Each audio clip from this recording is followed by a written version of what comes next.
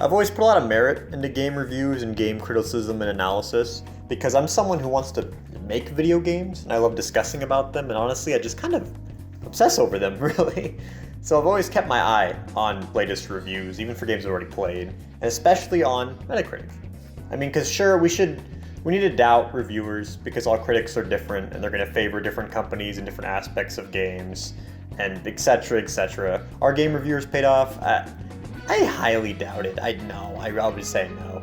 But Metacritic is supposed to be this mathematical average of all of the general consensus amongst all the highly esteemed critics, right? It should be this quick and easy way to measure a game's objective quality in theory, right? That's what I thought until I saw Alanah Pearce's new video discussion on reviews and how they really work. Another thing that I want to talk about is Metacritic, because this is a thing that people also don't know. Metacritic doesn't actually accurately just aggregate scores. There are a couple of games at play where Metacritic is concerned. For one, there are a number of negative reviews of The Last of Us Part 2 that are unscored. If we click here, Polygon. What Metacritic will often do is try to score the unscored reviews itself.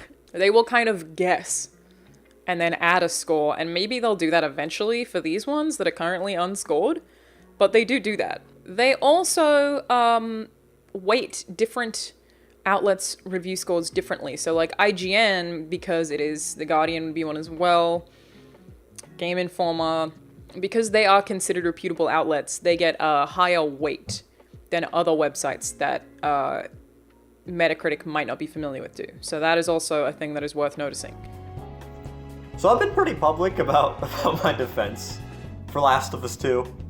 And I thought once the reviews came out a week before the game came out, I thought, well, here's all the professional, well-adjusted, knowledgeable video game critics who are very clearly advocates for the industry. And here's the mathematical average of The Last of Us 2 on Metacritic means the game is equal to a 96% quality out of 100. And in theory, that's what Metacritic and video game critics should be. Metacritic should represent the average of all these highly esteemed, knowledgeable individuals of the game industry, but no, it's not. And Metacritic reviews are weighted. So I guess there goes the mathematical formula of evening out all the highly esteemed critics. And then game critics themselves range from honestly pretty good critics that should be reviewing games, I trust, to just starting playing video games that week and it's their first time holding a controller. I don't, if there is a standard, I fail to see it. Where is it? And if there isn't one, we really need a standard for this. I hope I'm wrong when I say this, but I have a very strong inclination that a lot of critics don't really care, or at least deeply care for video games, or not, in the very, very least, they don't care as much as they should. A critic should be someone who has played for games for years upon years, who's seen the industry grow. Someone who has an active interest in games progressing, and they see the full potential in games as a medium. So they can accurately pick apart what works and what doesn't work about video games. So when I see this, when I see these types of reviews, I'm starting to strongly doubt professional game reviewers. Critics, especially these guys, like do you guys really think Spongebob deserves a score this low? Really? Can you sit there and objectively say from your point of view you think Spongebob deserves to be this low? A game with a decent amount of content, oozing with early 2000s, late 90s charm, and genuinely fun gameplay is this low. Yes, it's a little clunky, it's glitchy, and it certainly lacks the polish and nuances of today's titles, and honestly, even the 3D platformers of the early 2000s, it doesn't really compare to like Sunshine or Ratchet & Clank and stuff like that. But I've only really played half the game. I've never really played the original, but I know the trends of the early 2000s and all the design philosophies of them. And I can say the game is solid from what I've played. Should it be this high though? Should the user score be this high? I don't know, I haven't finished it yet, I shouldn't say, but I'm very skeptical it should be that high. Should Last of Us be this high? Well, I personally think it should, but I've already covered about that. But only time will tell if it actually deserves to be up there. But should the user score be this low? Should the game be shot at with hatred and fury and thrown in a river and burned and hit with a golf club? No, man, no, it really shouldn't. Last of Us's combat system pretty much perfects the first game's loop of guerrilla-style combat. The OST and sound design is absolutely incredible. The level design is fantastic and it's engaging to explore, and this helps, the exploration parts of the game and the combat parts. Do these factors not at least warrant a decent game? Instead of just a completely putrid one, does that not warrant at least something okay if everything's great besides the story, which is arguable? Can we even trust user scores, let alone critics? I don't really know if we can either. User scores generally sum up to either mob mentality, such as Last of Us 2's, rage-induced review bombing, or some drums up to nostalgia, such as Spongebob. Where's the objective analysis here from the populace? Some reviews have the goal of pretty much just trying to find out the broad strokes and points of the game. For example, quick IGN reviews and whatnot. But you as a person trying to look into the game, do you sit down and say, yes, I'm gonna believe this 5-minute IGN or GameSpot review of Uncharted 4 over this hour-long analysis of it? That it depends. One review is trying to get the gist of the game, and it's trying to tell you yes or no if you should buy it. The other review is doing this deep analytical dive into the game to find if it's genuine, actual, objective quality. And I believe this is where there's the biggest discretion amongst reviews. Figuring out how to objectively rate something is hard, very hard, near impossible even, especially when we get to the higher echelons of arts and works in entertainment, especially for a professional critic. Let's think about it like this.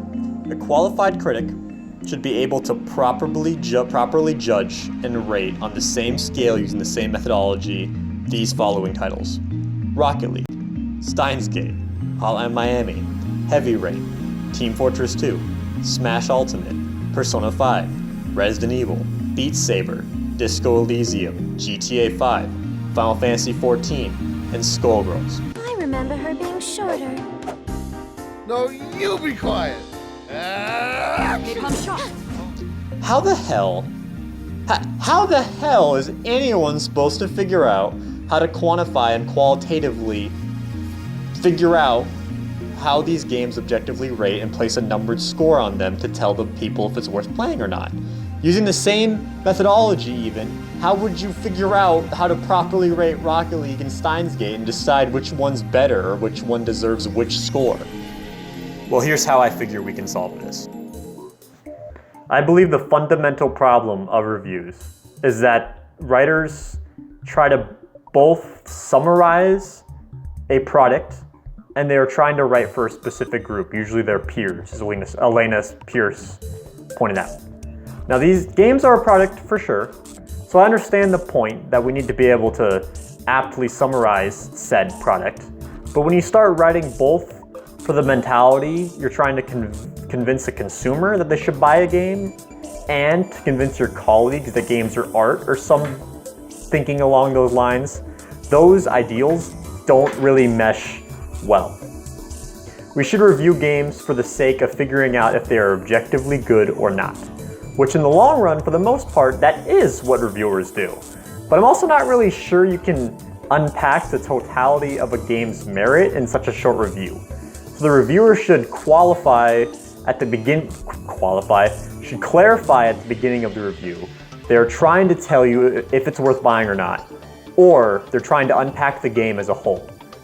Clarification. Specify the review's purpose so we, the viewer, know what we're supposed to take away from the review. A proper review should be able to balance these two problems together. If reviewers use the mentality that they should make a review to inform and discover quality in the game, rather than for reviews or peer acknowledgement or something else, I think reviewers and reviews can go much further.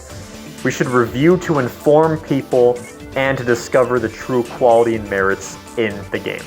This approach requires people who are true advocates of the game industry and video games as a medium to be successful. It'd be nice if Metacritic worked properly as well as an objective, mathematical-driven platform, but let's just focus on trying to make better reviews for now. So how do we go about trying to figure out a game's objective merits? Let's break it down. Here's my little game design theory from someone who's studied game design for a couple years now, but has only really made a couple small baby Atari games. So games are composed of 5 factors, and those are design, programming, writing, audio, and art. Every single part of a game can be broken down into these categories, or a blend of these categories. And all these parts come together to create the medium we know as games. And this does apply to every single game. Some games focus more on other categories than others. Like, example, the writing in Steins Gate is much more important than the writing in Rocket League. But writing does include everything narratively, which means the UI menus as well. So yes, it does cover how Steins Gate is written, literally the dialogue and the diction and the storytelling itself, but also covers Rocket League's menus and the whole idea of putting the game into a soccer stadium. Writing leads the world building. Rainbow Six Siege is all about gameplay systems and playing as a SWAT team to take down the other opposing team using, network-based multiplayer, so it's mostly programming and design. But its narrative, or writing, dictates that it's a SWAT game, based on playing SWAT teams. Otherwise, Siege would just be red blocks busting down doors to shoot blue blocks. And I'm pretty sure that's probably how TF2's original design was, but now we know all the iconic characters which the writing team provided, than the art team created. But how do we use this system to figure out a game's objective merit? Well, we first need to figure out what the game is trying to accomplish. Me and my friends had a decent argument about this about a week ago, which is an odd one, but we were trying to figure out which was a better made game, Fallout 3 or Mafia 2. We can figure out how to decide which game is objectively better by first acknowledging what the game is trying to accomplish. Does Fallout 3 present exploring a morally gray nuclear wasteland better than Mafia 2 present exploring a city as a member of the Mafia? Here we can see both Fallout 3's goal as a game and Mafia 2's goal as a game stacked up against each other. Well, let's look at the gameplay systems that work for both games. How is the combat, exploration, the dialogue system, the driving? Which open world offers more activities? How is the level design constructed? Now let's look at the programming. How many bugs are in the game? Do all of its gameplay systems interact in a meaningful way? How about the writing? How's the story, the voice acting, the world building, the UI design, the audio? How's the soundtrack, the sound effects, the ambience of the world, the art? How's the graphics look, the art style, the UI layout, the color scheme? How do all of these systems interact with each other in a meaningful way? So let's go back to the original example. Steins Gate's writing is a much bigger factor in Steins Gate than Rocket League's writing is in Rocket League.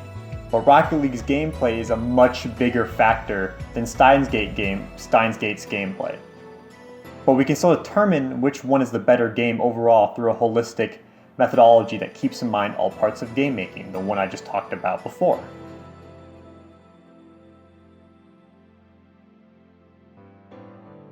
Does Steins Gate represent a time travel story better than Rocket League represents a rocket car soccer game? We can figure that out by testing all of its parts, and we need to use this approach both for reviewing games to figure out if you should purchase them, or to figure out if games are objectively great or objective of merit. So the 5-minute review should broadly cover the game using this methodology, but still offer that insight of is it good or not, but quick, broad strokes of it. And the hour-long review should go very, very deep into the game, but has kind of the assumption you've already played it and you're trying to figure out what's great. So it really just depends what you're looking for in a review, which, once again, as I said earlier, the reviewer should specify exactly what they're trying to give you at the beginning of said review. We look at what feeling or goal a game is trying to achieve, then use this system to judge its success and if they achieved that goal or that feeling. Now, of course, talking about game design and programming and art and audio and all of that can go really deep and long, as any art or any entertainment medium can. When you get to the very, very high parts of talking about true deep design and true deep gameplay systems, it can be really hard to judge what's objectively good or bad. For an example, something I've been wrestling with for quite a while in my own project is it okay to waste the player's time for the sake of a narrative message? That's something that, is that good? Is that bad? That's up for debate. Is that something that should be in the review? Probably not the 5-minute broad review, but the hour-long discussion of the game, it should definitely be in there. Just an example for how, I guess, hard it is to really objectively qualify any game. I hope you understand where I'm going and you get the point. Is the system perfect? No. It takes an absolute crazy amount of effort and learning to be able to knowledgeably talk about every facet of game making. There's college degrees and master's programs and doctorates in design and programming and writing and audio and art. But yet people who make games are supposed to know all of them, and they're supposed to package all of it together to make something amazing. It's near impossible. I need to work on my game more. But this is the highest art and entertainment possible. Video games are. Truly, I believe that. And I believe we can use this system to properly dissect games better using our knowledge of these different disciplines, and we can use this system to construct better reviews so we don't get the mess that is Last of Us and its hate and backlash and non-stop praise and non-stop hatred. So we don't get the mess that is Spongebob, where it's either nostalgia-filled non-opinions, really just saying it's good because I used to think it was good as a kid, or the critics are just, I don't really know what they're doing. I don't know how SpongeBob got a 2 out of 10, that's weird, but I digress. Hopefully the system can prevent things like that and offer a true objective discussion on what good games are and what good games should be. How do I do outros? How do people do outros? Thanks for watching, guys. I hope I added some sort of discussion to game reviews in general, and I guess games as a whole, and what we should do to critically analyze them and blah blah blah. So thank you. Closing notes, I guess, is we should remove numbered scores, or at least the 10 score, and just bring back the out of 5 scores. Wii Sports is the best game ever made, so we should stop trying. And I have no idea how the anomaly Deadly Premonition exists. Game looks awful, but it's really interesting and people love it, but it looks made bad. Not gonna open that can of worms. Thanks for watching, you guys. Take care.